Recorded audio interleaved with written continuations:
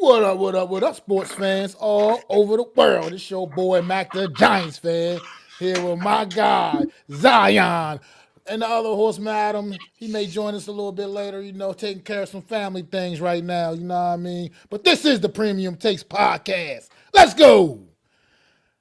But what's Yeah, going on, Zion? let's get it. Since YouTube wants to be a holes and ban our intro, I'm gonna have to make another one. I was a blessed intro that we got from the Hardcore Sports Network. Shout out to them. Sorry that we can no longer use it, but we definitely will chop another one up soon. I'm doing great, Mac. How's your week so far? You ready for another episode of Premium Takes? And thank you guys for holding it down last week. Most definitely, man. I'm doing great, man. Just chilling here on this Friday night, man. Let's get it. Absolutely, absolutely. I know you guys covered a lot of the stuff with the playoffs for the NBA, and I know you guys covered some Giants as well. I do have a couple announcements before the show begins, though. I am going to say that I am in the process of creating a Premium Takes TikTok with the Premium Takes Instagram, and probably like their own Premium Takes YouTube channel. I do want to start clipping it, so when those are available, or probably by next week episode, links will be down in the description. Please go subscribe to it, guys. Please so go support us. We're in the process of trying to build the show and trying to market the show. This show been around for coming up on 3.5 years, I believe, or 3 years, and we haven't really done much marketing. So we are going to be engaging in that, and eventually, hopefully, down the line, we can be on a bigger network and get my eyeballs on our show. But you know how we do. We cover sports everywhere from football all the way to basketball. Those are probably the two mains we're going to be covering on this episode, being that they're on. Unless you want to talk a little bit about hockey, we can cover that as well. We got the founder of Hardcore Sports, Mitch, in the house. What's up, Mitch? Thank you guys. Thank you so much for being here. That being said, man, what do you want to cover first? Should we wait to? Because I know Adam. I know he probably is going to appear later on in the show, and I know he's really itching to talk about that OKC loss. That was a Hellenberger game-winning buzzer beater not really game. There was 3 seconds left. It wasn't a buzzer beater, but damn near a shot to seal the game and to gain the league. So do you want to start with that, or should we just start with the Giants, and should we work our way back to that? I was gonna say, man, honestly, I mean, they heard me and Adam do a lot of talking last week. I was gonna say, if you want to just take it away and get that UFC thing popping off right now, man, let's Okay. talk about it, man.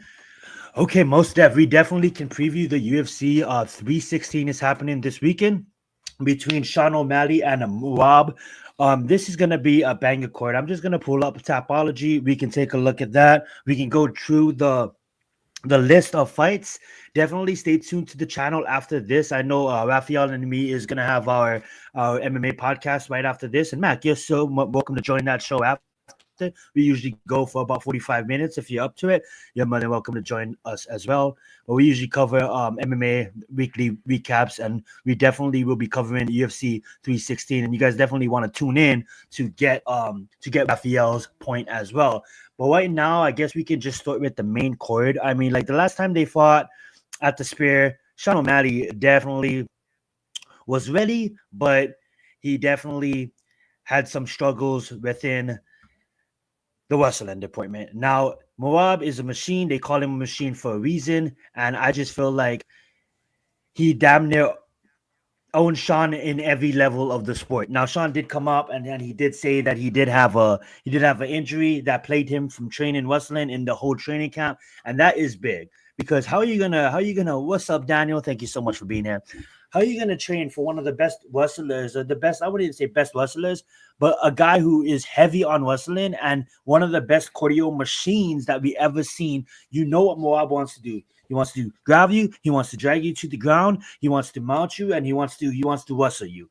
And for Sean O'Malley not to train wrestling, going against a wrestler, we've seen the outcome of that fight. No excuses aside, Sean O'Malley has said that he did quit Reed and he is focused on this fight.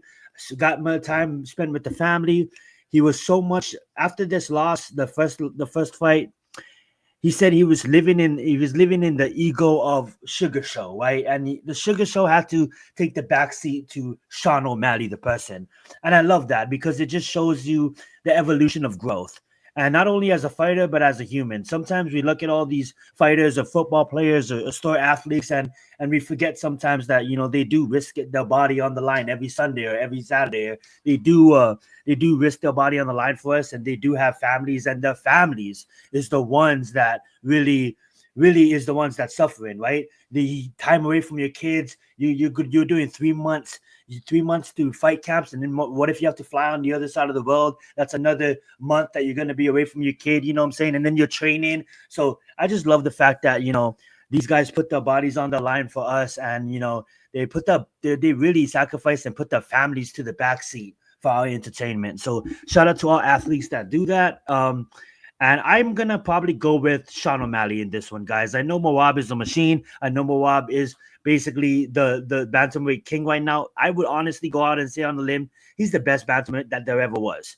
The reason why I say that is because bantamweight really didn't have the who's who as champions. I mean, like, yeah, we had Henry Cejudo for a while, and people will probably claim him as one of the best. I mean, like Dominic Cruz. Dominic Cruz is the name that comes to mind. But when you look at his resume, to do what he did against Umar Nurmagomedov, to do what he did against Sean O'Malley, and to do that against Henry Cejudo, yes, it's all decisions, but he absolutely mauled all of those guys, including Peter Yan, and then another featherweight king that was Jose Aldo. But when you look at his resume, these are the who's who of fighters in the sport. There's no bums on this list. You can't see a bum on this list. Yes, that's Sambo, so we don't count these Sambo matches. But all the way down to Casey Kennedy, he's coming in at 13-1. You know what I'm saying? And Moab handles business. And I know Moab is definitely going to be the toughest matchup again for Sean O'Malley. But I think I don't take Sean O'Malley as a liar, and I really think that injury really messed him up. And you could see in the fight it really affected his movement. So I'm gonna go on a limb, and I'm gonna say Sean O'Malley gets it done within. I'm gonna say a knockout in round 4. He's gonna clip Moab, and Moab's gonna hit the canvas, and he's gonna see the canvas. He's gonna lights out. I would love to hear your thoughts, Mac, on the Sean O'Malley versus Moab fight. Well, I think we're gonna get a better, more prepared Sean O'Malley for this one, man. I think he's gonna come out. Not to say he wasn't prepared for the last one. I just feel like now I think he knows fully what he's up against. I think he'll come in a little like just more ready for what he's going to encounter. And I do agree with some of your points, and a lot of your points. And I think that he'll still be tested. It'll be a great fight. But I think this time Moab comes up on the short end, and Sean O'Malley rises back to the top of the bantamweight division. I just believe in the talent that I see. The knockout power is as legitimate as it gets, and I just think, like I said, this time it won't. It's like I said, it won't be a surprise for him. I mean, it shouldn't have been last time either necessarily, but I think you know what I mean when I'm saying. You know what I mean? I think absolutely, yeah. That this time he's gonna come in and be really prepared for this fight, and I think he gets him, man. And I think, I kind of think I tend to agree with you. I think it may be able to get it done in about 4, man. Here, so yeah, I think I agree with that. I love that. Great minds think alike. Now, the fight that everybody is really showing up for, like, we love Sean O'Malley, we love Moab, but these two women have definitely been talking trash, talking crazy to each other. We got Kayla Harrison, former 2-time Olympian, won in Beijing in 2012, I believe it was, won in London, I believe 2016. I think I got those right. Yeah, and she's just a dog. Now, one thing that we've seen with Zumbo wrestlers that coming into the MMA, the first name that comes to mind is Ronda Rousey, because Ronda Rousey put women's MMA on the map. Let me get these ads out of here. It's trying to have us go into some BJJ classes. Let's not do that right now. That being said, though, Kayla Harrison is a 2-time Olympic, coming in with a record of 18-1, and the trash talk in this fight has been absolutely the build up to this fight has absolutely sold me. Now, she only has 2 wins in the UFC, but what we're looking at here is just her athletic record, her combat sports record. It's different. For those of you out there, because some people don't, that doesn't respect Olympic gold, you're just out of your fucking mind, because Olympic gold is the most highest of highest achievements that you can achieve of in any discipline that is in the Olympics. Because you think about it, you have your professional leagues in your country, and then that's all the countries competing against each other. And if you can't respect Olympic gold, then I don't know what to tell you. Um, Kayla Harrison is definitely prepared for this fight. She's been training since the age of 6 in Sumo, transitioning to MMA back in 2017, and basically went on a tear from 2017 to 2025, late 2017, and had a record of 18-1, fighting over in Invicta. One thing that plagued her from coming to the UFC was her just being too heavy. The UFC didn't really have big, they don't like big heavy women fighting. I'm gonna just be honest. They don't. It's hard to get women to fight at 145. That division appeared and then that division folded. And if you look at the list of that division, there's probably less than 13 fighters in that whole division, if that. And that's why it basically played her from coming over. Now, if you look at someone like Juliana, someone that's 11-5, people may be like, damn, Juliana's 11-5. Like, she sucks. Like, what the hell? Like, why is she even a champion? Man, women's MMA sucks. It's not that women's MMA sucks. It's just that Juliana Pena been fighting the who's who of the sport for the last 10 years.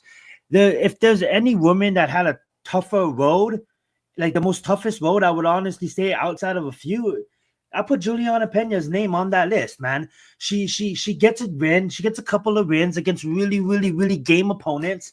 And then she loses against a really, really game opponent. You see some of these females going on 6-fight win streaks nowadays against nobodies. You know what I'm saying? And then automatically hyping them up. They go fight for the title and they get demolished. I'm not saying that's anyone recently. I'm just saying it happens. With Juliana Pena, she is the bantamweight championship. She is the last person to ever defeat Amanda Nunes before Amanda Nunes got defeated before, obviously. But when the Lioness was reigning, the Lioness was reigning, and that is the best female to ever do it in the sport. And Juliana Pena got a win on her. And yes, it is in the 2020s. It's not like she got the win in 2007. Like, it still counts. And I kind of believe that Juliana Pena is one of the best female fighters in the sport right now. But I just don't think that. I just think Kayla Harrison, people may say she's not tested, but I just think that, hey, you're tested because you've been on your grind since the age of 6. And I believe you're 31 right now. So you're telling me football players, they don't go through the process playing from the age of 6 at Pop Warner, working them up to Pee Wee to intermediate to high school, and then it's all the same game. She's 34. So you're telling me this mixed martial artist that's been training mixed martial arts and boxing since 2017, but you've been training combat and sumo at the highest level of the fucking sport and 2-time Olympian gold medalist, is not prepared? You out of your fucking mind. I'm sorry, Juliana, but you proved me. As much as I want to take you, you proved in the last 10 years you fight good against good players, but you fight bad against the best of the best. And I just think Kayla Harrison is the best of the best. And the only reason why she hasn't appeared yet is because of the weight limit. But she took her ass down. Hopefully she made weight. I didn't watch the weigh-ins. I believe she fucking made weight. And I hopefully, man, this is gonna be a fire. I believe weigh-ins is tomorrow. Why did I say today? But I just can't wait for it, man. Give me Kayla Harrison on this one. What do you got, Mac? Damn. So I Well, kind of gave you nothing to. I kind of gave you nothing to talk about. Please follow. I give you points. It's all good. It's all good. I mean, this is something, you know. Like I said, I enjoy it. I'm more of a casual fan. I'd speak as UFC, opposed as opposed to like how, you know what I mean. So that's all good, bro. I mean, great insight. Kayla Harrison, I mean, a lot of people think her time is now, and it absolutely is. I mean, but Juliana Pena is so battle tested, man. She, like you said, she's been in there with the best of the best, man. Some of the best women that the UFC has ever brought to the table. You know, Juliana Pena has been there, done that, and yeah, it's tough. She's coming in champion, underdog, as the champion. That's always kind of a tough pill to swallow for a champ. For a champion that's going facts. Underdog as a big champion. Fight.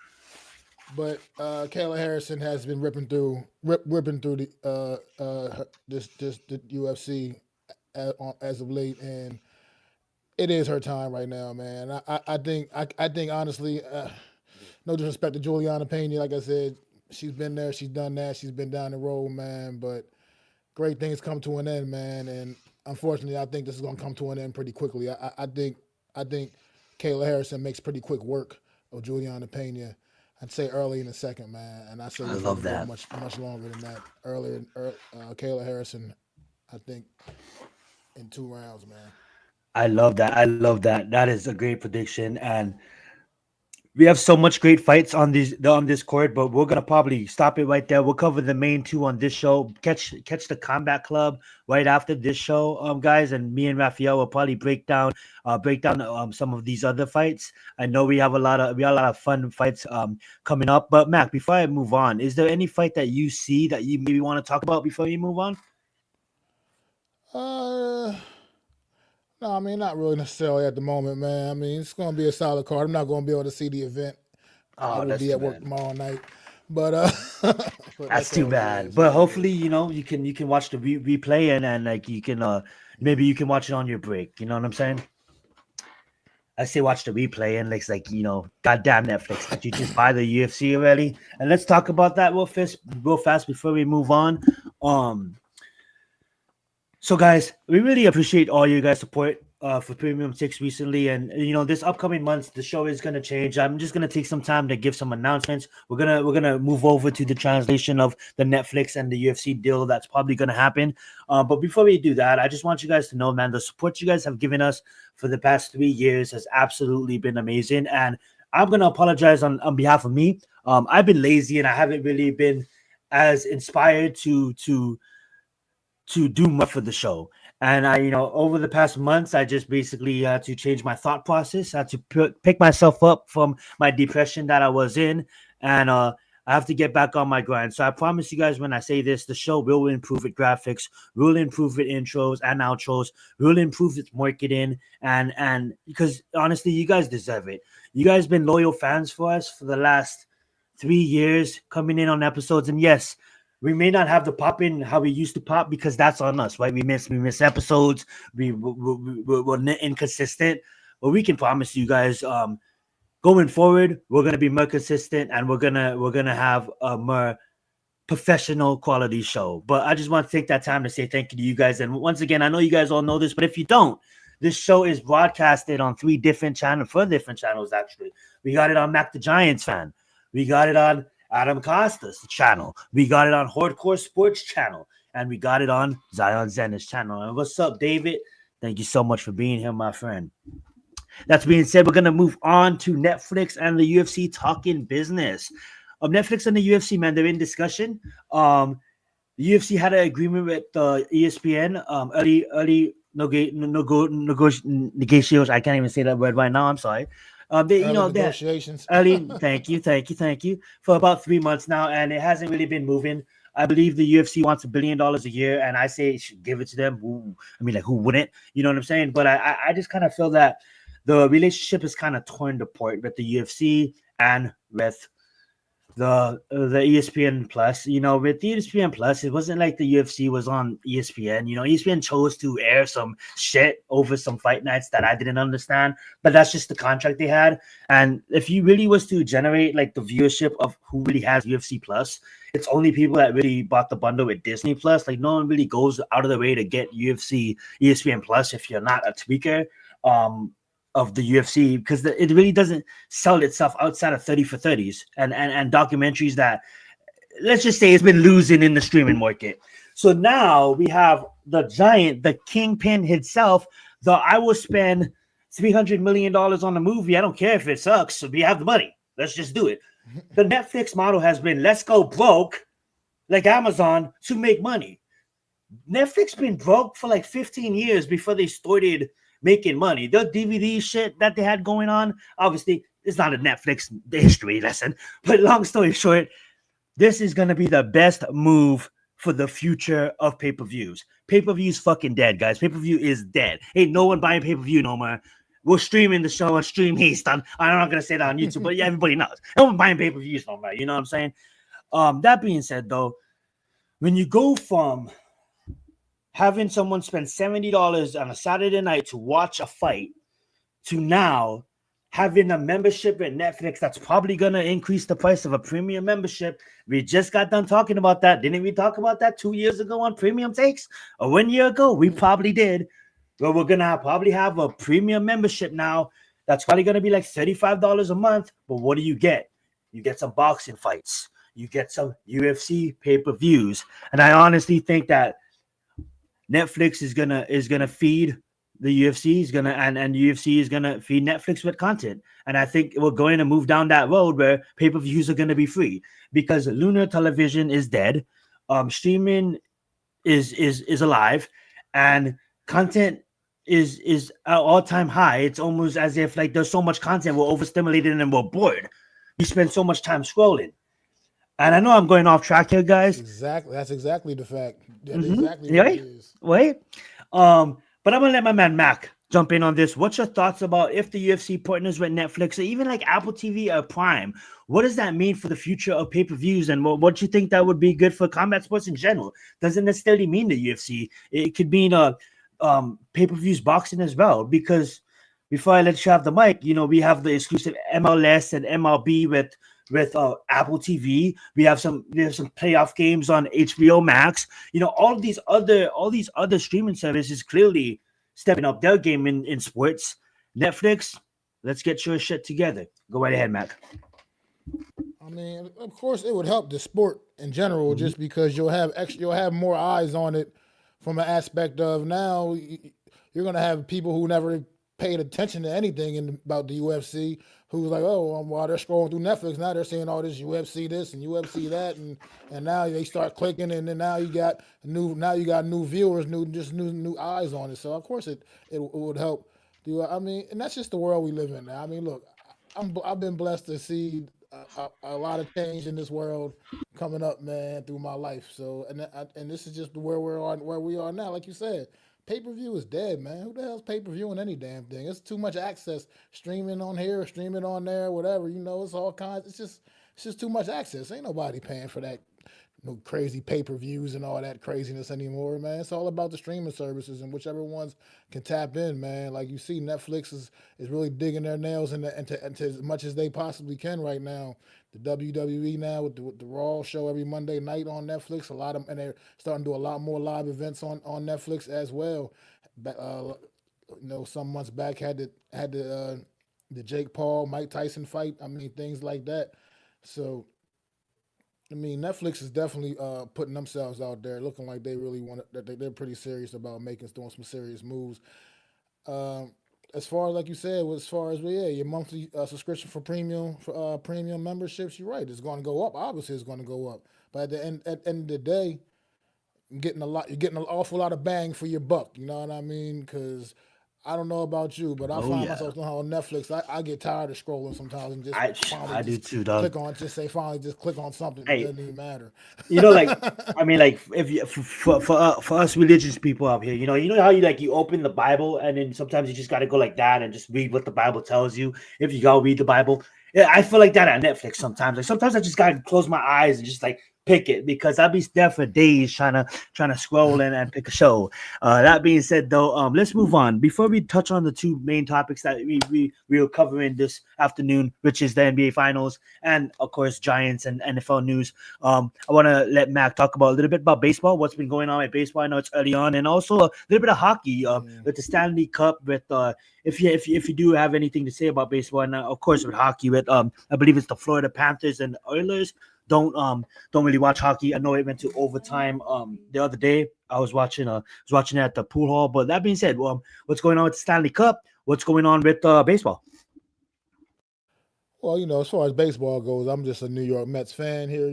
So I know I'm been watching the New York Mets obviously very closely, and it's been some ups and downs. I mean, they've been a great team at home, but I mean, it's been some rough spots on the road for them. But they've been handling business for the most part thus far in this first half of the season, and I'm very satisfied. Like to see Juan Soto. Juan Soto starting to get it going a little bit finally. It's starting to come together with him getting it going with that big contract he signed this offseason. And a lot of other guys off to a great Yeah, start. you guys did Francisco get Soto from New Lindor. York. Nice. Francisco Lindor, he's a little banged up right now with a broken toe, but it's coming together well. So hopefully he won't be down for too long. He's off to a great start to this first half of the season. Pete Alonso, I mean, out there clobbering the ball, man. Two big jacks, I believe, was the last night. I think he had two big homers, and Nice.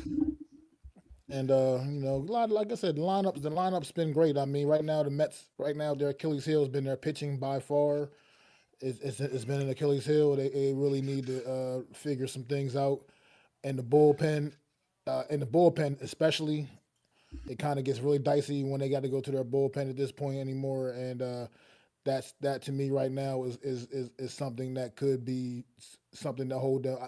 This team, look, let's face it, the Mets are going to be in the mix come September, and around that September when Ron winding down and the end of this season, man. It's just a matter of if they can get their stuff together, man. Get this pitching in check, man, because their lineup can clearly get it done, top to bottom. I mean, the lineup is just fierce. Lindor leading off, and then just throughout that entire lineup, it's just nasty. A lot of nastiness.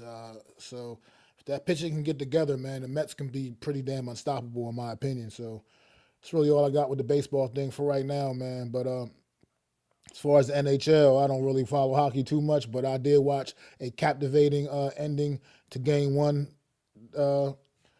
Game one the other night while I was at work. I just happened to be in the break So it room was game one the other night. catch It was game one. yeah, catching the Okay. end of Game One, man, in overtime, and watching the Edmonton Oilers, man, put Florida away in overtime late. So that was a thrilling ending up. I mean, and Game Two is going down right now. Edmonton's up right now, 3-2 in the second period.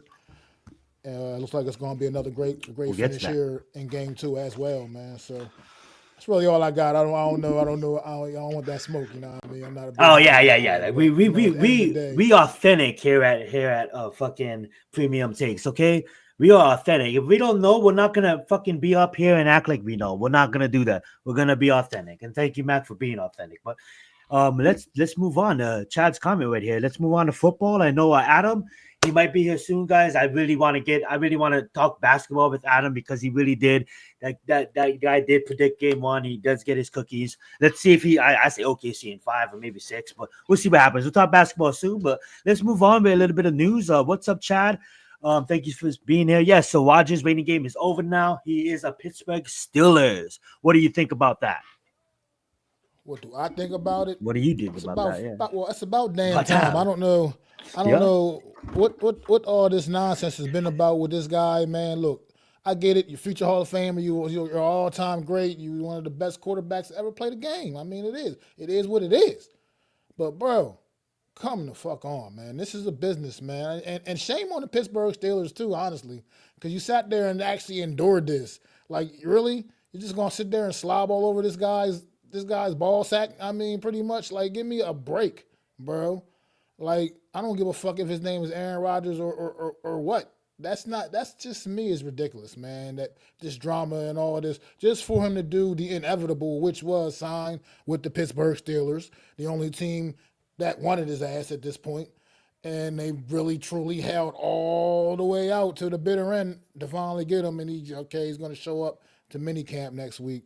Whoop de fucking do. Aaron Rodgers, man. I mean, I just feel like just a drama queen, bro. And I'm glad that New York cut their losses and got out of that bullshit when they did and didn't go through this. Because this is the same kind of shit that I almost could have seen the Giants doing too, like just holding on to the bitter end for like Aaron Rodgers. You know what I mean? And I'm so glad they decided. Yeah. They said, you know what? Yeah. Nah, we're not doing it. We're not going to play this game with you, buddy. And just went on ahead and signed Russell Wilson, Jameis Winston, and sure, yeah.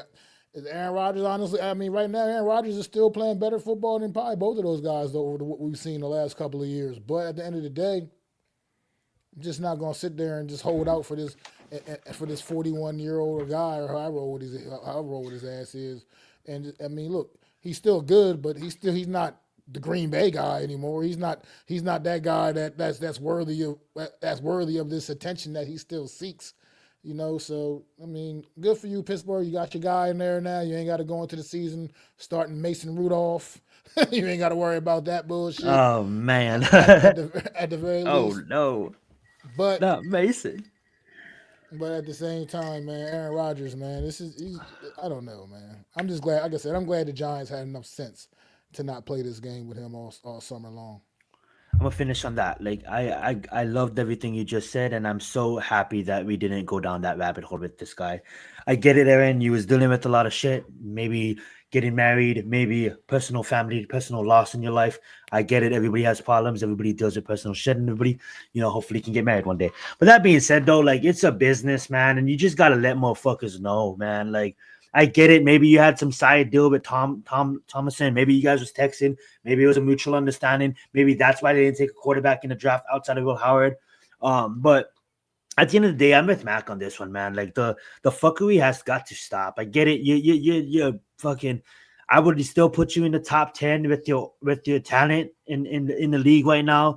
But yeah, Mac is right. In recent years, you haven't been looking like a top 10 guy in this game. What I mean by that is like he ain't gonna run it for 15 like these mobile guys. And, like the NFL has changed that it kind of passed him. Now I wouldn't say it passed him by because obviously pocket passes will always be a part of the game, but it's almost as if like he's living on Rogers' time, and I just don't like it how everybody's on Rogers' time, and it's not like what it comes down to respect, bro, and respect the org, respect the league, respect the banner, respect the shield, bro. And Chad right there, Mac took the words out of the mouth what I wanted to say about Rogers, but I'm glad you said them, and I thank you for watching, Chad. Appreciate you being here, and that's right. You know what I'm saying? It's like we don't need this Rogers time bullshit. This is the National Football League, bro. This ain't the UFL. And this they like, and I just think that it's it's disrespect on the shield. And for the Pittsburgh Steelers, man, this is a 5-star organization, and I hope that it works out. What's up, Adam? We're talking Aaron Rodgers, and we'd love to get your point after that. But I hope that it works out with them. I hope he retires. He has a good last year, but everything Max said was right. And what does it look on your teammates, right? Like we get it. You're Aaron Rodgers. You're gonna walk in the dirt. You're probably gonna play good football because you're Aaron Rodgers. You have a pretty good team. You lost Pickens, but you still have Metcalf. But what happens if you was to fucking sign? Maybe Pickens would have stayed. You see how dominoes, see how one from fall under the other. He doesn't think about that because he's on Rodgers' time. And this is someone, and you can look at all the history, all the videos, all everything. I love Aaron Rodgers. I fucking love him. I think he's the best passer of the football outside of Dan Marino ever do it. I think the ability that Aaron Rodgers has to pass the football, like in different categories of passing the football, obviously, but his arm talent is right up there with Dan Marino. And I just believe that the fuckery has finally ended. He is a Pittsburgh Steelers and nothing but the best. I would love to see what Adam has to say about that. And we just got started on football, Adam. You didn't miss anything. We're going to talk about the finals, and we're also going to talk about the Giants. But Adam, what's your thought on Aaron Rodgers signing with the Pittsburgh Steelers? Well, Thank you so much for being here. Yeah, thanks for holding it down, fellas. Gotta be a dad every once in a while. But I saw you guys were on, so I thought I'd pop on and ride the rest of the show with you guys. But to talk about Aaron Rodgers, there's not really much to say. We knew he was going to go to Pittsburgh from, March after the Giants moved on and all the teams moved on. You knew he was going to Pittsburgh. He tried to pretend like he wasn't by hanging out with DK Metcalf. Okay, come on, bro. We know it, right? He's Aaron Rodgers. He likes the drama. He wants to be filled. He got the playbook probably when he went to that meeting. He got the numbers probably when he went to that meeting. And he just waited until he was ready or the mandatory minicamps happened. He was still voluntary. He didn't need to go there and be part of the team, but that's who he is. But now he's signing because next week is voluntary minicamp. He wants to kind of be there with the team, and it does elevate them. I mean, Aaron Rodgers, as much as you may not like the guy and how he's followed in Favre's footsteps, he tried not to be Brett Favre, right? He used to criticize that guy early on. Oh, hey, why didn't he just leave? Why didn't he, And then here he is doing the same damn thing. The only thing is he didn't end up in Minnesota, right? If he had ended up in Minnesota, the parallels would have been so eerie, it would have been crazy, right? I mean, and then who knows? He would have thrown a pick to the Saints. I mean, you couldn't even write a crazier book. But in this case, you had Aaron Rodgers come there. You have DK Metcalf. He knows what he's going to do. I don't know how he's going to mesh with Arthur Smith. Like what we talk about quarterbacks. This is the best quarterback that Tomlin had since Ben Roethlisberger, right? Aaron Rodgers at his late stage of his career. He had if he has the same season he had with the Jets, they're going to be in playoff contention because that's just how good the defense of Pittsburgh is. They're able to carry their team. Russell Wilson wasn't that crazy last year. He only had like 2,000 yards, and he wasn't like having a Russell Wilson type year. He was just being a game manager. Now you bring in Aaron Rodgers. I'll tell you this right now. They need to make the playoffs. There is nothing short of there is no shortchanging this. This is not no 9-8 team. You've got to be a contender. You have gotten Aaron Rodgers. The window is very small. You need to go win now. You got DK Metcalf. You're revamping the offensive line. The defense is coming back healthy a little bit, right? I know the Ravens are in your division and Lamar Jackson playing above the X's and O's, and Joe Burrow, who I happen to love, and I don't want to get into him because he'll just give me more gray hairs. You have a big division on your hands. And let me tell you this. The AFC North is going to be must-see TV this year. Think about that. Think about the quarterbacks in that division right now, right? You got Aaron Rodgers, you got Lamar Jackson, you have Joe Burrow, and you're probably going to have Shedeur Sanders. As my man Mac pointed out last week, he believes Shedeur Sanders is going to be the starter for Cleveland. And I don't disagree with him if he ends up being the best. So imagine that star-studded lineup that you got right there, right? Every play for Pittsburgh is contentious. I'm not as angry as a lot of other people are because I knew this was happening. It was just a matter of when, not if. And then once he got out of the spotlight, off the Pat McAfee show and all that, and he was kind of under the radar. Look at it. He goes under the radar. He makes the signing in the middle of June. Great. Good job. Move on. We already knew this story. It's not a story now. It's a story because he's finally putting ink to paper, but let's be real. We knew this narrative. We all knew he was gonna be a Stiller, but like I just don't like the fact that like he does his Aaron Rodgers dance. You know what I'm saying? Like, I get why he does it. I understand why he does it. You know what I'm saying? Like, drama sells. It's the off season. Now you're drama on all these programs, but at the end of the day, it's almost as if like, come on, bro. Listen. Look.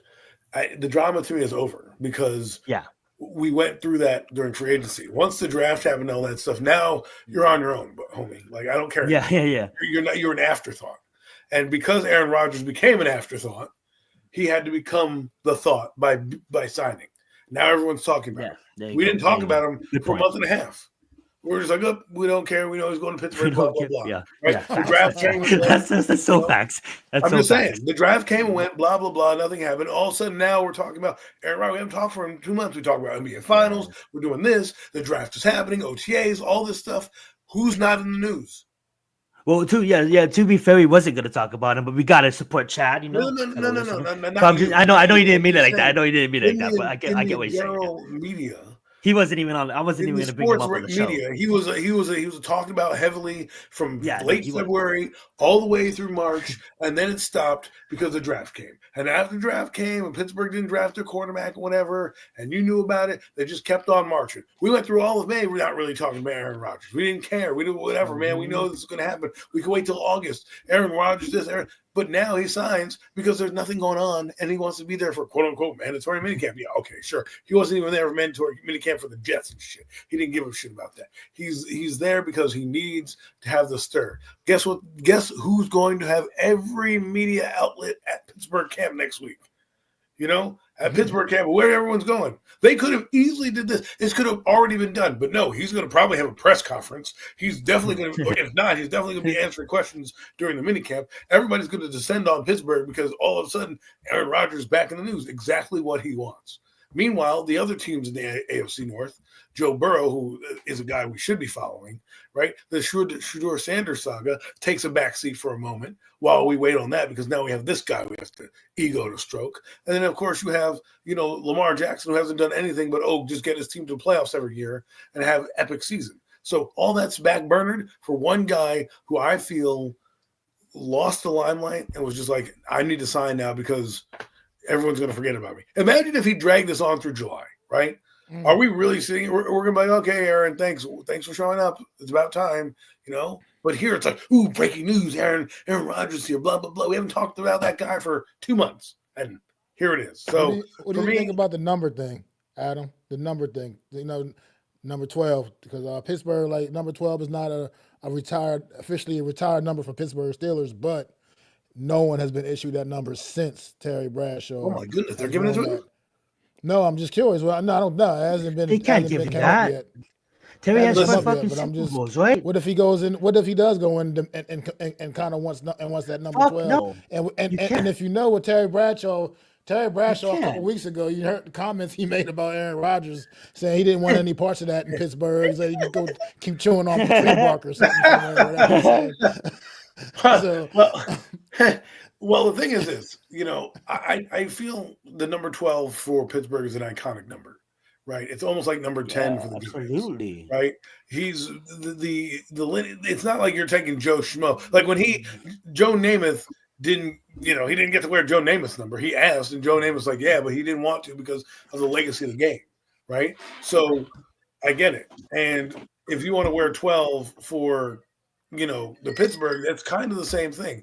Bradshaw has done things for Pittsburgh. Basically, he's the Pittsburgh dynasty. When we think of Pittsburgh Steelers, we first go to those 4 teams that they won with Mean Joe Green and all those guys on there. I can name them: Jack Lambert, and all that stuff. Terry Bradshaw, Lynn Swann, Franco Harris. I mean, the list goes on and on of all the Hall of Famers from that group of players. Right? We don't talk about the Pittsburgh Steelers with Ben Roethlisberger, or even the Ben Roethlisberger one. He went to 2 Super Bowls. They haven't won a Super Bowl since Ben Roethlisberger. This guy won 4 in their franchise. He's been to a lot more than that, but he won 4, right? They've been to 8 Super Bowls. It's incredible. We don't talk about Pittsburgh that way, but they've been there, right? And they have a lot of history of a franchise. Remember that this is a team that had 3 coaches in their history. 3 coaches. 3 fucking coaches in their history. 3 coaches. We go through 3 coaches with 21. No, facts though. And as facts though. I mean, all those Terry Bradshaw doesn't have great numbers, right? Like you can't say that he's if you look at his passing stats, people go 27,000 passing. He changed the game because of how they played, right? They didn't call him the blonde bomber for a reason, right? He was just different, and in that era, people got to realize in that era of football, you ran the football more because you couldn't pass because guys got tackled within 5 yards. All right. The defenses would break people's legs and teeth and arms. You lose guys every play. Right. And guys on the DBs, they were tougher. They tackled you and threw you to the ground. And if Pittsburgh is stupid enough, Art Rooney is stupid enough to give Aaron Rodgers his number, then I would have his head checked. If I'm the NFL, I don't like Roger Goodell. But if I'm the NFL, I call up Pittsburgh and I'm like, do not give him that number. We sell this because somebody said about, I think it was No Mets was like, well, 56 for Lawrence Taylor, blah, blah, blah. Like in some franchises, certain numbers aren't. That's like you going to Chicago and saying, can I get 23? Can you just pull 23 off the rafters?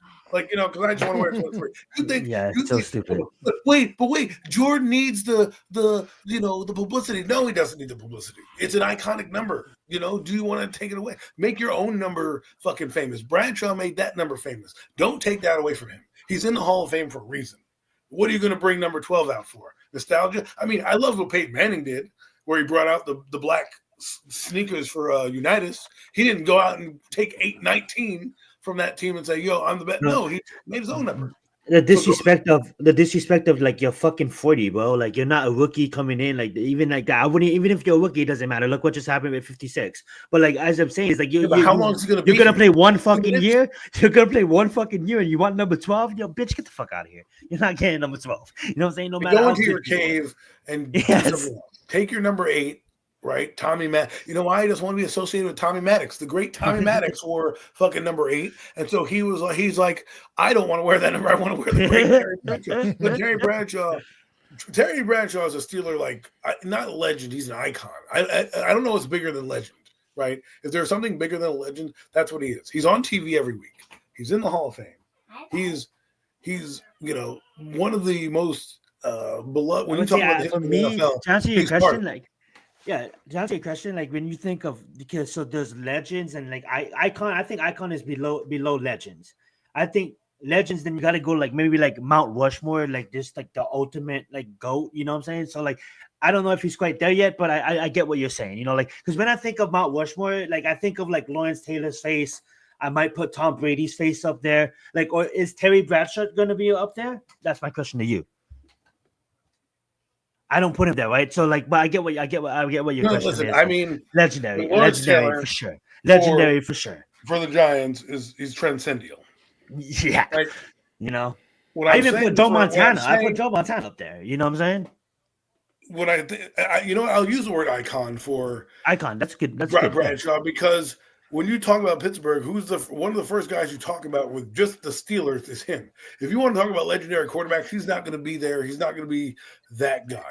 When we talk about an icon, and I put Jerry Weiss. I'm sorry, Jerry Weiss. That's my foot. There you go. Sorry, yeah.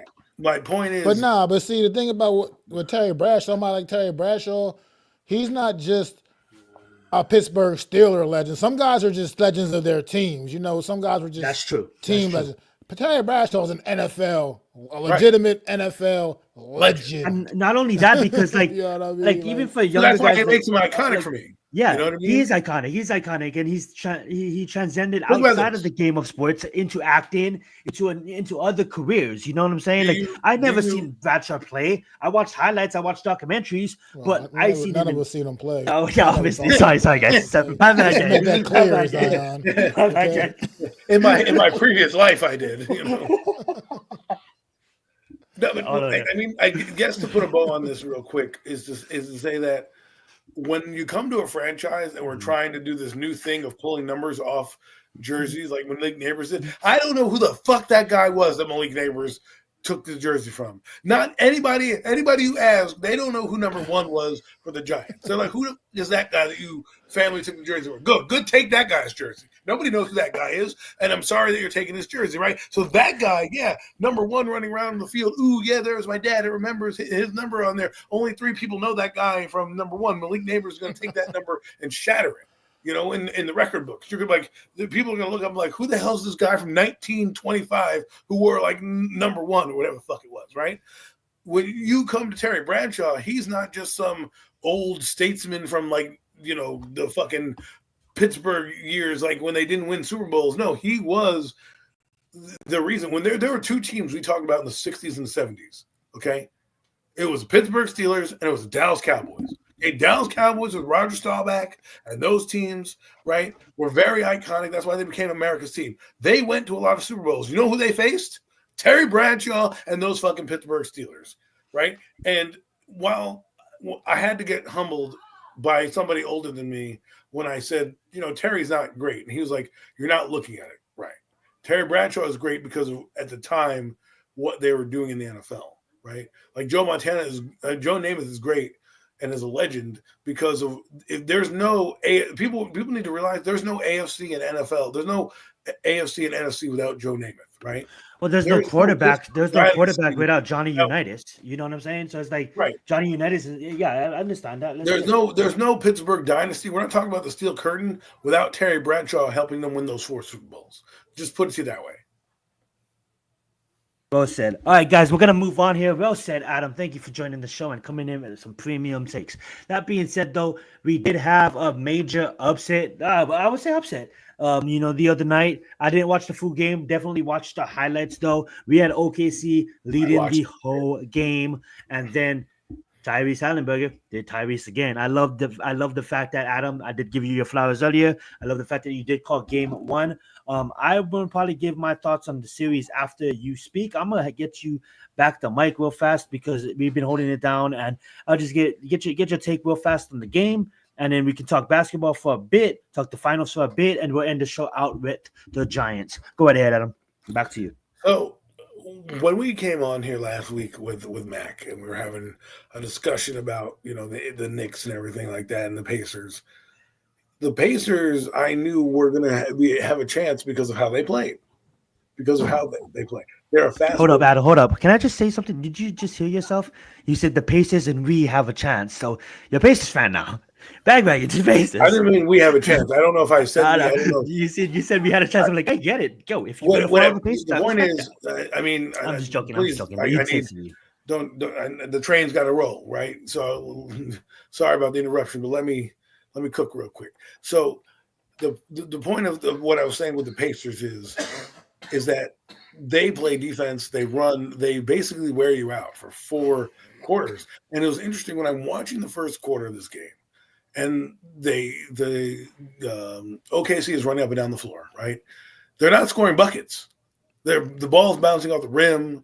They're not blowing them out in the first quarter. It was like 3-7 at one point. Then it was 4-7-10, and then they hit a 3 and they tied the game up. And all of a sudden, they're the Pacers, not afraid. They fight back, and then they were always within striking distance, even though they were down by 20 at one point. They left the second half down by 12.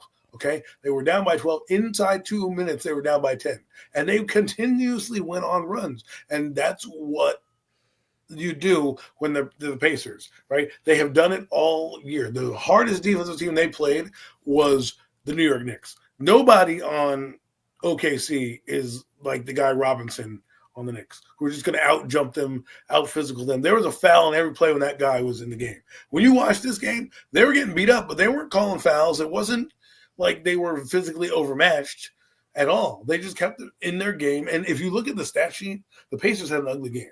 Everyone was in double digits, but they didn't have anybody that was really, scoring more. Pascal Siakam had 19 points, a quiet 19 points. Hillebrand had 14 and 10, right? Oh, on the other side, SGA had 38 points, right? 38 buckets. And he couldn't make the one bucket down the stretch to win the game for them, and Halliburton does. Now, I'm liking this kid. He's an interesting basketball player. I don't know if you guys remember Jason Kidd, but he's very similar to Jason Kidd. And the reason why I say that is because Jason Kidd used to do things in the game to affect the game in different ways without scoring. And that's what Halliburton does. He can affect the game without having to be the dominant scorer because he's penetrating. He's getting rebounds. He had like 10 boards last game. He had 6 assists. He had 14 points. The quietest 14 points in the playoffs. Mind you, they won games, and this is not me talking. This is the stats they're talking. They were like 7-0 when he scored 20 or more. They've only lost twice when he scored 20 or less, right? He had 20 in game I think it was game 4 of the series, and then he had 20 in game 6 of the series. No, he had 20 in game 3 and 20 in game 5 of the series. He had 6 in game 5 and 20 in game 3, right? They lost both those games. This game he has 14 points, but it was the amount, the defense that he played, the timely shots that he made, and then not being scared in the moment to take the clutch shot. And by the way, he's been one of the most clutch players in the playoffs this year. And the Pacers, Rick Carlisle is a great coach. Let's put it to you that way. He understands the game, and the way that the Pacers play with that passing, people think that the fast breaks are what kills you. No. It's the passing that kills you because you're always constantly having to shift guys out and constantly have to play defense. And that wears you down when then all of a sudden now you have to go in transition. Going laterally, on the court is just as taxing as going up and down the floor, horizontally, right? So for me, the Pacers play at a frenetic pace that's going to keep them in the game. And guess what? They won game 1, similar to how they won game 1 against New York, and they have a mindset of why not us? They're going to count down the games. They said they have 4. Guess what? Now they have 3 games to win, and they're not scared of OKC. Okay, and they play good defense. And here's the thing that's interesting about the Pacers, and I've watched them now for the playoffs because heavily, and it seems like when they miss a bucket, like the other team, the Pacers you would think is going to make a bucket. Then they don't go down and make a bucket. And the other team comes down, they play defense, and they get the rebound, then they go back and score. And the interesting part is sometimes when you watch the basketball, the ebb and flow, there's a team that just the bucket is just open. Like it just doesn't close for them. They can take a shot from half court and it goes in. The Pacers were not shooting that well. And somehow, because of the defense they played, the rebounding that they had, the entire team was damn near in double digits. Somehow they find a way. And that's what they do. And they didn't even play a good game on Thursday night. They did not even play a good game. I expect a better game from them. I don't expect them to win game 2. But I do believe they're going to play a better game offensively than they did. And if they steal game 2, series a wrap. Series will be a wrap for OKC. And I think the thing you're going to see with OKC is what adjustments can they make? Because I don't think they can hang with the Pacers up and down the floor. They can score with them, but you notice something here? The Pacers did not let them get to their average, which was like 120 points a game they scored, right? OKC in every playoff game that they had. And the Pacers score 116 points. They're like the second best team. And somehow they got 111 and they played defense in the crucial moments of the game where you need stops and you need misses and you need big boards. And they got him. Nemar, big game, right? Defensively. He got into the head of SGA. You had Marcus Turner hitting shots down the stretch. He was a big factor. You have Pascal Siakam, who's going to end up being the finals MVP if they win the series because he has kept them single-handedly in games. And in this series, he's hit timely bucket after timely bucket. And that guy is very versatile. He can play three positions, small forward, power forward, and center. So he can guard three different positions. He can move up and down the floor. I didn't think he was that good, but you pair him with Halliburton, you pair him with Anis Smith and Nimbard, and they all have their different roles, and this is what Rick Carl likes to do. Think of the Dallas Mavericks. Everybody on that Dallas Maverick team that beat Miami had a role. They had a dominant star in Dirk Guess, right? But they had a bunch of aging veterans all around that roster. And it worked because Jason Kidd could pass. Jason Terry could pass. Dirk Nowitzki knew how to pass. So in Rick Carlisle's pass-heavy scheme, where you're having everybody run around the floor, it works out. And that's what happened with the Pacers, and that's what happened to OKC. They just got tired. And the Pacers aren't ever tired. They actually, I feel like they gain steam as the game goes on, right? And if they can keep you within 10 points, within that 3-minute fourth quarter, ball game. Because they're going to come back, they're going to make their run, and they're going to play defense and hit buckets. That's all I got, guys. Well said, bro. That was beautiful. Well said. I think a lot of shit you were saying, you was on point. I don't think you said anything that I necessarily disagree with outside of the winner of the series. I think you did say that the Pacers can, if they still game 2, I think that might make it a little bit closer. I don't think they necessarily lose, but win. But I can still see the Thunder coming back. The one thing I want to talk about is I just don't feel that the Thunder really showed up this game. And I didn't watch the full game. I did watch the highlights. I just looked at the stats. I just believe that defense. They played down. They played down this game. And as much as the Pacers had a good game, I just think that they don't have even still looking at the stats. I don't think they played down. I don't think they played down. Okay. And here's why. I'll tell you. I don't mean to cut you off. I'll tell you. No, this is not cutting me off. This is they had like a 20-point lead at one point. Yes. Like they were dominating this game where at one point do you feel like they got too comfortable? Like, you know how you dominate, then you get too comfortable, then you let off the fucking gas? I don't think they're never going to let off the gas. No, I think the Pacers defense and the rebounding, the Pacers just kept chipping away. I love that. And then what happens is like OKC gets cold, right? Because now they're taking shots. Yes, so if you look at like SGA, he wasn't attacking the rim the same way as he was in the beginning of the game.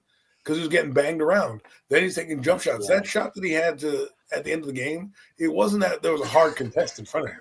He kind of had like a good look, and it bounced off the rim. One thing, since you did watch the game, Adam, one thing that I did see is Obi Toppin. Now, he's an outlier in this game, right? He's an outlier in this game. Do you feel that Obi Toppin should be in rotation and getting the minutes that he get more minutes in the fact that he did put up 17 points, he had 5 rebounds, he had 2 assists, and that's just the stats. The stats can lie. There's probably things he did in the game that was crucial. And he's not a big performer. So do you I'm just asking you, do you believe that? Because I truly look at OKC and I believe that the bench of OKC is superior than the bench of the Pacers, and I kind of feel like Obi Toppin 17 is usually Obi Toppin is scoring 5. So yeah. You get what I'm saying there, but I'll let you talk. So to answer your question, an outside person scored, right? Like I said, the Pacers didn't have like one central scorer; they had everybody.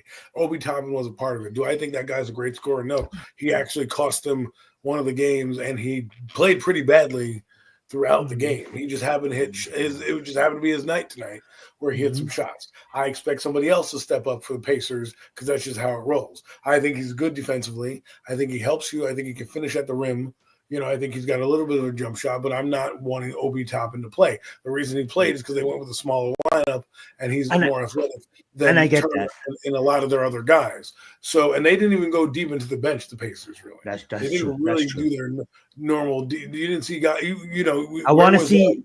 You didn't see Shepard much, right? Yeah, that's what I was just about to say. I want to see Shepard. I want to see, but like if this guy performs, if these two perform, I agree with you. I agree with you, Adam. And this is not a debate. This is just a conversation, fam. And I want to get Mac's point on this, and I'm gonna make it fast. If these two perform, especially TJ too, TJ is gonna deliver. No matter what, TJ's a dog. He's gonna attack. He's gonna get buckets. If he's right, and he's gonna move. You're gonna have to respect TJ when he's on the basketball court. That's what I'm trying to say. Right. I think Mathurin. Look at Obi Toppin, 25 minutes. He didn't play 25 minutes at all last series, right? And now he's playing 25 minutes.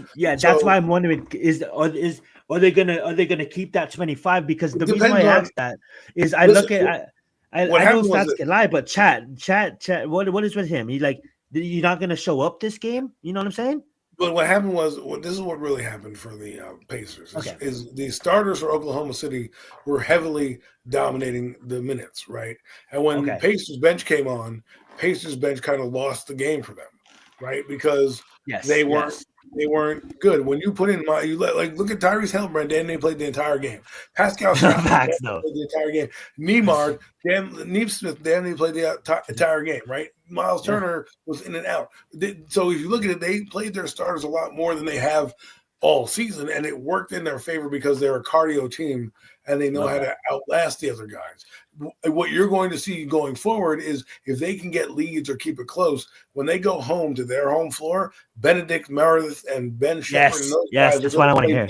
You're going to play better at home, and allow your team to get more minutes. I think the Pacers had to play their starters because they were down so much playing this onslaught of team. If you look at OKC by quarter, and sorry, Mac, we'll get to you. I don't mean to hog all the time.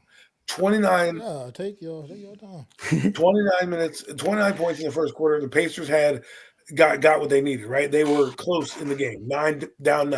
In the second half, they were down by 12 going into the third quarter, right? Then in the third quarter, kind of changed a little bit. They were getting more fast breaks.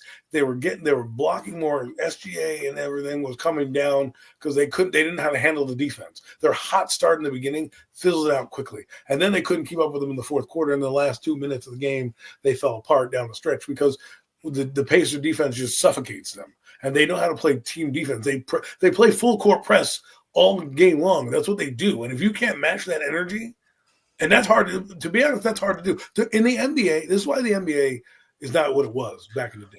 Because what it was back in the day is you used to play end to end and you weren't tired at the end of the game. These people get tired because they don't play the game. They don't play defense. They'll play offense and use all their energy on the offensive end. But then when you play defense, why is there no defense? Because they've given so much on the offensive end. The Pacers play both sides of the full floor. They play both offense and defense at a high pace. So they're constantly touching. They're constantly physical. They're constantly in your face from the moment you get the ball in the backcourt. And that fucking tires you out. And if you're not trying to ball in the Western Conference, which the Thunder are not, it really does take its toll on you. Absolutely. And I will say this before I pass it over to Mac. I do agree with that point. They still a game. Mathurin and Ben Shepard is definitely going to show up on the home court. And, TJ McConnell is going to get buckets on the home court as well.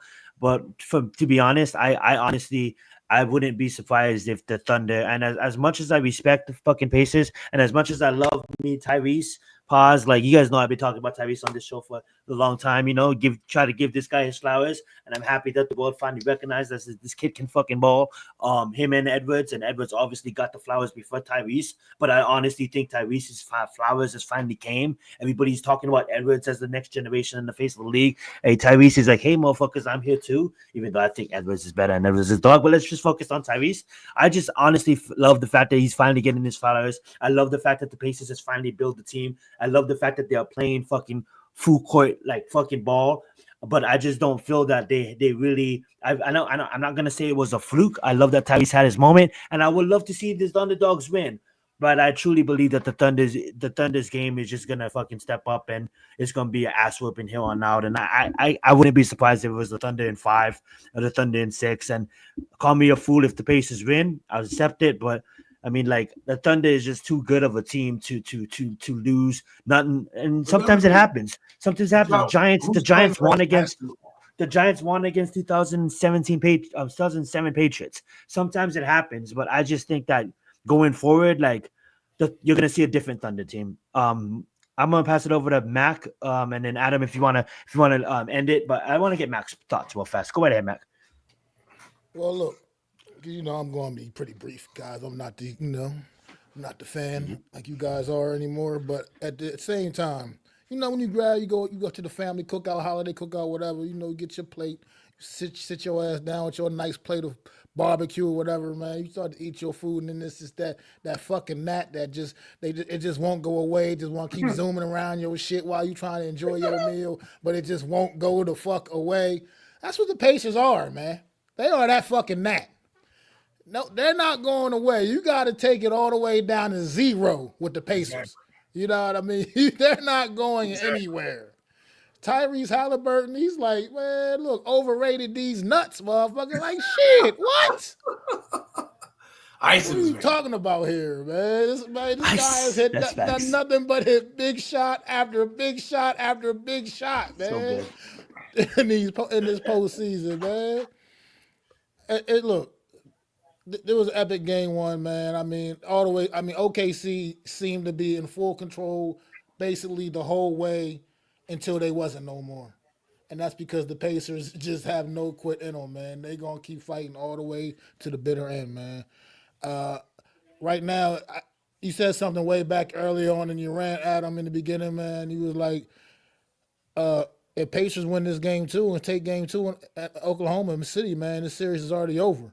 And I agree 100%, man. I agree 1,000%. This is if ever a game 2 was a must win, it's a must win for the Oklahoma City Thunder right here. They cannot allow the Pacers to go in there and take both of those games in their arena, man. So that's really much all I got. You guys covered everything. I mean, you guys said everything that needed to be said, man. This has the makings. It could be a potentially great series, man. We'll see. The game was fantastic.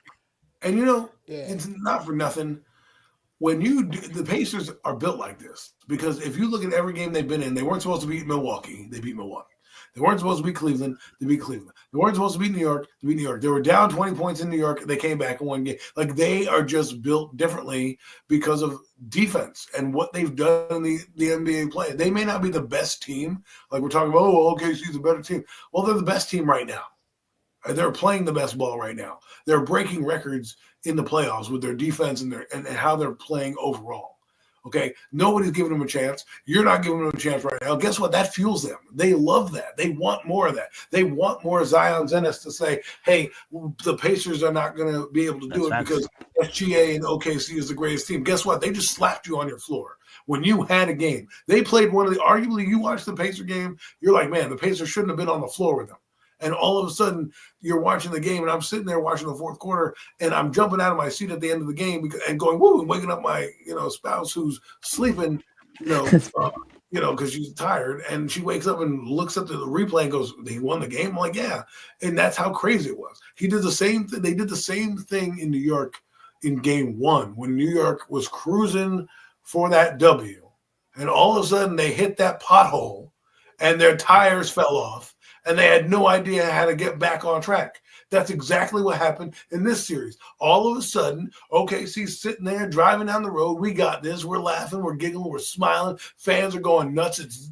The roof is being blown off the building with noise. And all of a sudden, it's getting quieter. It's getting quieter. It's getting quieter. And all of a sudden, you're seeing on their face exile, in the exhaustion and happiness to now, dismay, despair, disappointment. You watch it there. You see it. That Halliburton shot shouldn't have gone in. It rattled in. He didn't have a great game, but he knew when to make the right shot. He had the ball with 9 seconds to go or whatever it was in the game, right? And he held for the last shot. He drilled it. And you can say what you want about SGA. He didn't drill his shot. If he drills his shot on the other side, It doesn't matter what Halliburton does. He has to hit like a miraculous 3-pointer to, tie the game or win it with that shot. Instead, you can win a game off of 2, and that's what he did. And you don't know the impact of a guy, but Tyrese Halliburton's having an impact by being quiet. And what I mean by that is if he is engaged in the game, the Pacers are unstoppable because he will penetrate and then kick out to Siakam. And if he knocks down the shots, how are you going to defend that? Turner is a unique center because he did a jump back, he did a step back 3-pointer off the backboard. Like what center is doing that in the NBA? Not many. So when you have that type of shooting and you have to defend and the Pacers can defend you at any level, right? It's not like the Knicks. When the Knicks came in and they brought in Robinson, they had no answer for that guy. The only reason that they lost that series, they couldn't hit shots in timely manners. They should have dominated with the amount of offensive boards the fucking Knicks had.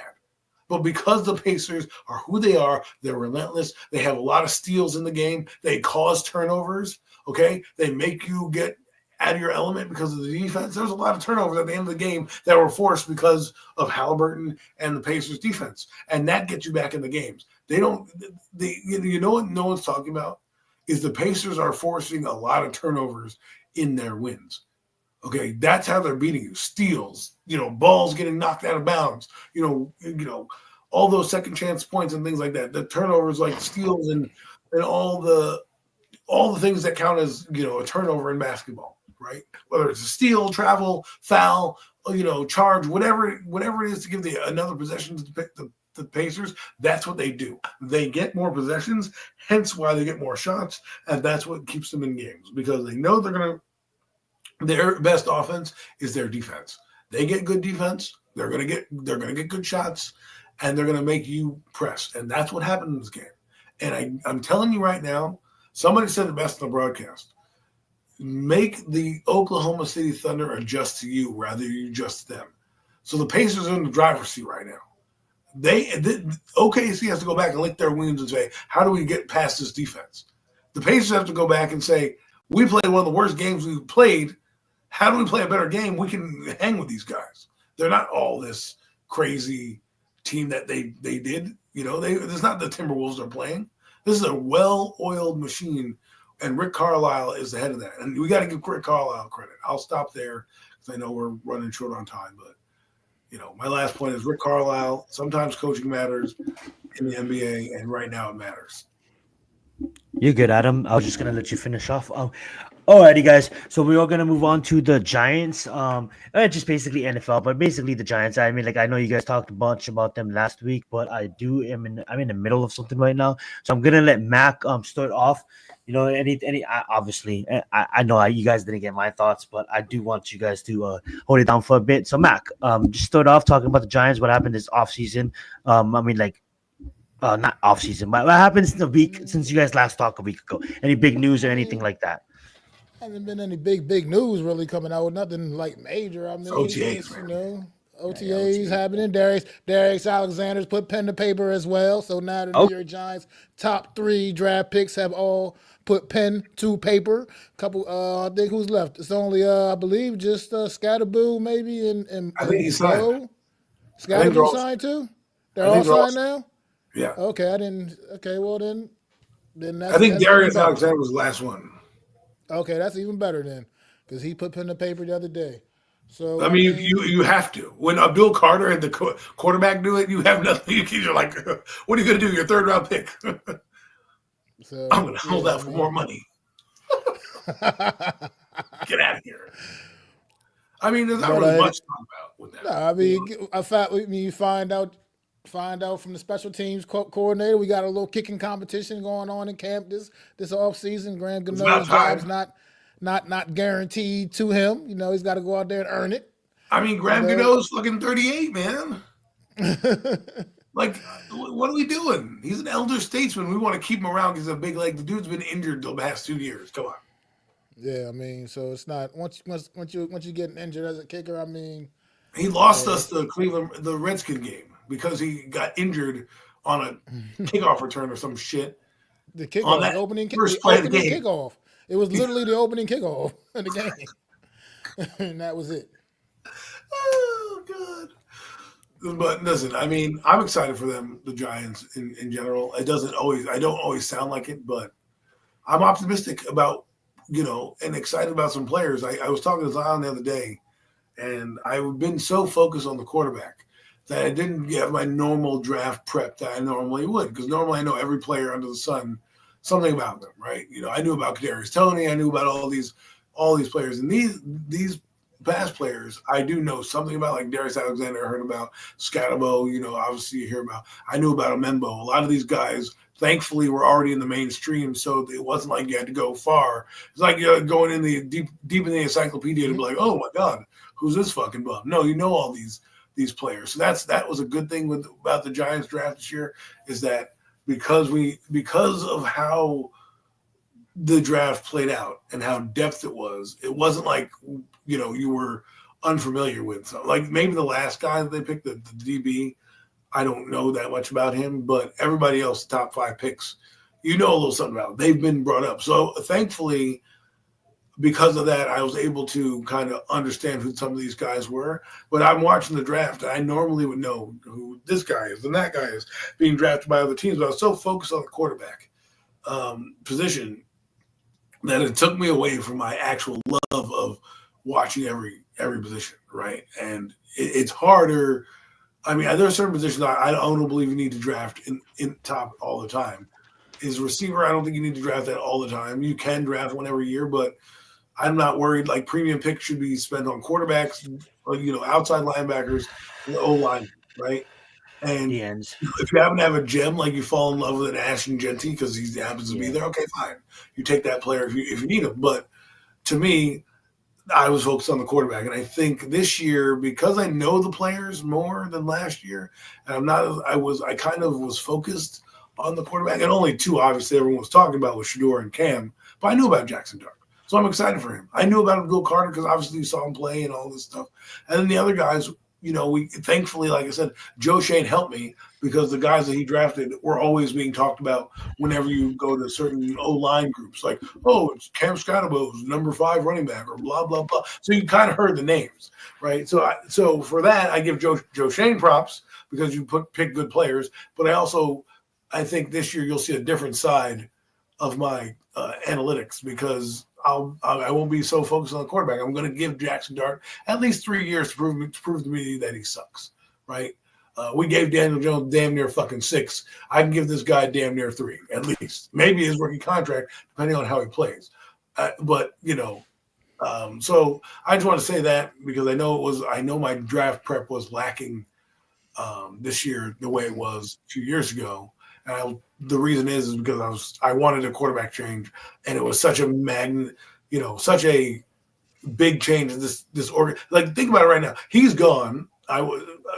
Player will not mention anymore, right? His name shall never be mentioned again. As if the black cloud has lifted. We're not. The sun just came out, guys. You know what? Let's have fun. Let's have a little quick exercise, real quick. Then let's have a little fun. We ain't got to mention this guy's name, but it's still kind of about him. So, which receiver not name Malik Neighbors? Which New York Giant receiver not name Malik Neighbors stands to benefit the most from an upgraded quarterback room this season? I'm gonna go first, and I think me and Adam has the same thought process. I think all of us three do. The receiver that all these quarterbacks are mentioning, that I think he's finally. What's up, Alex? Thank you so much for being here, my friend. What's good, Alex? The wide receiver that all these quarterbacks are mentioning that hasn't really been utilized a lot, and I fully believe that he is ready to really break out this season. Is Jalen Hyatt? This kid's too talented, and I don't care. You can't teach speed. And I think he's finally matured. He's finally at hopefully he's in NFL shape, and I think he is. And I think he's gonna have his breakout year. So outside of Malik Neighbors, I think we're gonna utilize a lot of our tight ends with Theo Johnson and of course our running backs. But I think a Hyatt he's gonna emerge, and I'm gonna say this lightly because I don't want anybody to get like, oh, how the fuck are you gonna say that? Like when I said I Caleb comparison is to Patrick Mahomes, and everybody, fuck, what are you talking about? I think that Hyatt could be like a mini broke man's Tyreek Hill. if everything goes fucking right. And I truly believe. Well, go ahead, Adam. I think a better comparison would be Will Fuller. Remember that guy from the Texans? There you go, Will Fuller. Yeah, burner. I like that comparison. He's probably a better what you would get out of him. Mm-hmm. I agree with you. He's the guy I'm looking forward to. I'm kind of just intrigued. I don't even like Wan'Dale Robinson. I really don't. But I'm intrigued. I'm just saying. I'm being a spade, right? I agree with you. I agree with you. I just do anything. It gets tackled by everybody, right? You blow like this, he falls over, right? So, but I'm intrigued to see what he can do with a competent quarterback and an actual like receiving core. Because Darius Slayton, he's a guy that. Well, I don't like him either, really. I think I really don't. Like, I'm not gonna lie. Slayton's gonna be like you know when Oklahoma was like your third down, like you know what I'm saying? Like I can see Slayton making big plays on third down. Like Slayton's gonna be a dog. He's gonna be a dog. The only problem I have with Slayton, and this has been my one issue with him, is he's like Kayvon Thibodeau in offense. He'll show up for games and then he won't show up, and you're like, "What the fuck, man? Like you had 100 yards last." But remember the point. It's the he shall not be spoken. It's not here no more. You got right. I didn't speak about. I didn't mention his name. No, I'm just saying. I'm just saying. Maybe the lack of Shep, maybe the lack of the Slayton was because of. I mean, maybe you're right because he had good games with Eli Manning. Yeah. He had good games. I get it, and maybe Russell Wilson would be able to utilize. I mean, Tyrod Taylor found the motherfucker. I mean, Tyrod Taylor knew how to find Darius Slayton for 80-yard touchdowns. So I wouldn't be surprised. I'm going to just take devil's advocate and say I wouldn't be surprised if Darius Slayton, happens to have a better season than he's had because he has competent quarterback play. Now, my question really for Darius Slayton is he the guy that I think he is, where he does show up like in games where you're like, where the heck is Darius Slayton? He'll have 3 catches for like 30 yards. Meanwhile, Malik Neighbors is over there going for 15 for 200. And you're like, okay, I get it. They're force feeding Malik, but where's Darius? And then all of a sudden, you won't hear from Darius for like 3 weeks. And then here comes Darius like a salesman, like a solicitor at your door or a Jehovah's Witness that you don't want. Boom, boom, boom. There he is. All of a sudden. Let me give you a good. I'll let you land the plane. I don't want to interrupt. I'm sorry. All of a sudden, he had this big game, right? So, we'll see what happens. Their offense didn't really change much. So, I don't know. We'll go with Jalen Hyatt, but I'll say this. I said Wan'Dale Robinson, fuck that little smurf. Darius Slayton, as much as I don't like that guy, he's going to have a good year. Yeah, and you know why, Adam? It's like I look at real fast, Mac. I'm sorry. I just want to top what Adam said. It's almost as if like they don't play the same, but Slayton is the type of receiver, and I'm not saying we're going to Super Bowl, fam. So pipe down, all Giants fans that see that, but at the end of the day, Slayton is like Steve Smith in the Giants. Steve Smith, number 12 in 2012. Like, if it wasn't for Steve Smith, like he's not the order, but we don't win the big game without Steve Smith, right? So it's almost as if like I feel like Slayton is a receiver that is just he's not gonna be your prime go-to, and we all kind of know that. But he does make plays where it's like way better than Darius Slayton. My God. Yeah. Not Carolina Steve Smith, obviously. Not Carolina. No. I'm just saying our Steve Smith. Even our Steve Smith was way better. That guy had 100 catches in the season. Darius Slayton could barely find the end zone. But I hope that in saying that, I hope that Slayton can become that with notable quarterback play. If you kind of get what I'm saying, he's never going to be a Malik. But I'm saying he's going to be the same guy and disappear in games. And if that is the case, then it is what it is. It is what it is. Go ahead, Mac. I love it. Look, I love all your points, man. Look, to me, the reality is after Malik Neighbors, nobody else in the receiving core is anything more than an average player. I mean, that's just what it is. Mac is shitting on everybody. Malik Neighbors, Cap Scatterboo. I mean, that's why I kept Malik Neighbors out of this. I mean, feel like Malik Neighbors is going to explode just after what he did last year with those guys last year. I mean, this year with a little bit better quarterback play, he should just.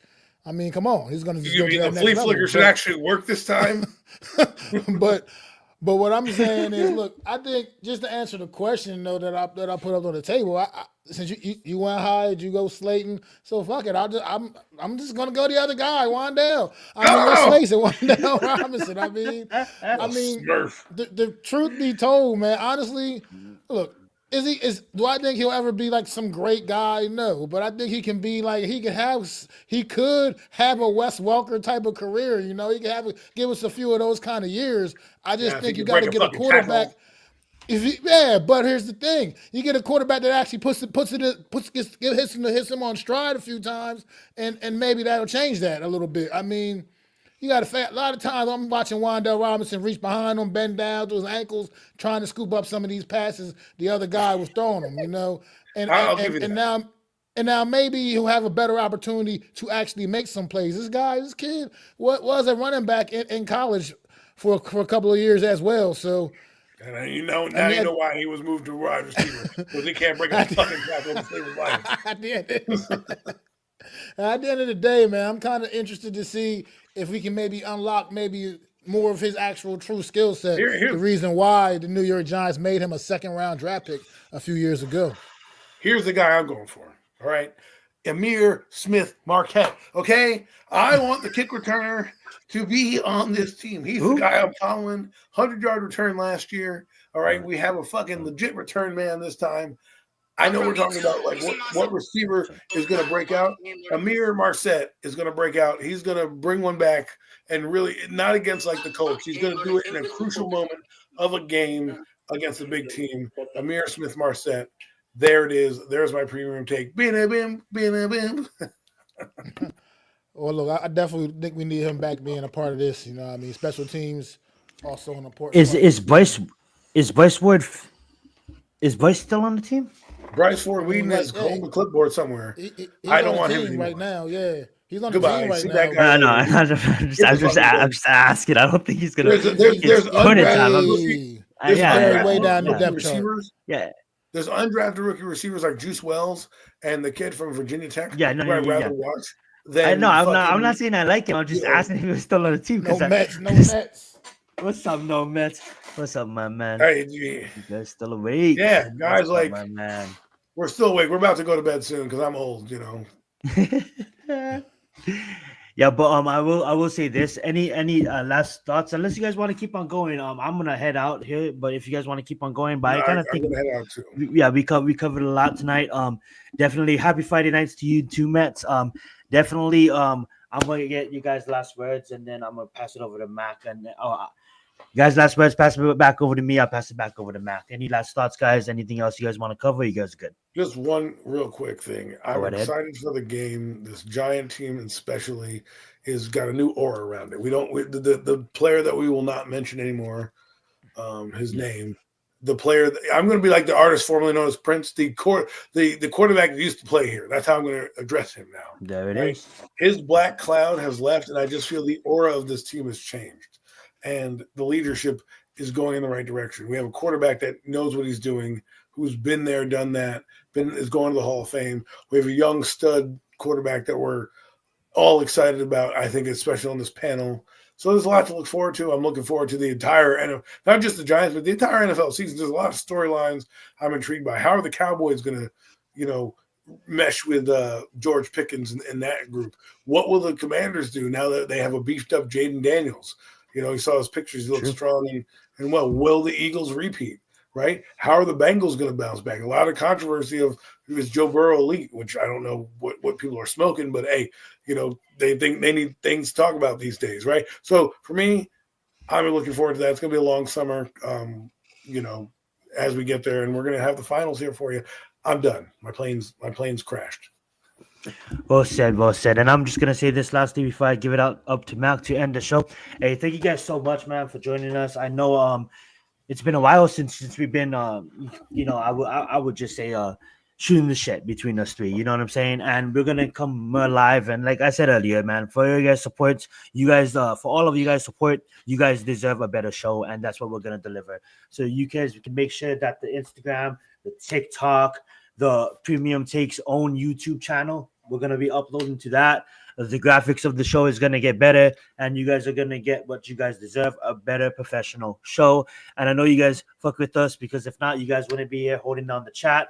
And we haven't been consistent. And the fact that you guys still show up every Friday night and support us, we moved from Thursday night, we moved to Sunday night, we're back on Friday night. Like, I really, really, really respect all of you guys holding it down the chat. If it wasn't for you guys in the comment section, and even just you boys, like, this show wouldn't have been ever possible. Shout out to Jeff, man. I know Mac's gonna cover that, but shout out to Jeff. I know you guys had that episode last week, and I really appreciate it for holding it down. And I'm sorry I couldn't make it. And that being said, though, and that's my promise to you guys, fam. Like, when I mean fam, I mean everybody, and everybody here watching, you guys on this. Like, we're gonna win, man. Premium Takes is gonna win, and we're gonna elevate, because it's been too stagnant too long, and I don't like the stagnant that we've been, and that's been on me. But I'm out of my slump. I'm gonna take command of this show again, and I just want to thank Mac, thank Adam for always supporting, always holding it down, and even holding it down when I couldn't even make it. And this has been my baby, but I've been treating it like it's a piece of shit, and I'm sorry for that, guys. And I deserve, you guys deserve more. But all of that, you in the fucking side, bro. Catch me and fucking Raphael right here next on my channel. We're gonna talk about the UFC 316.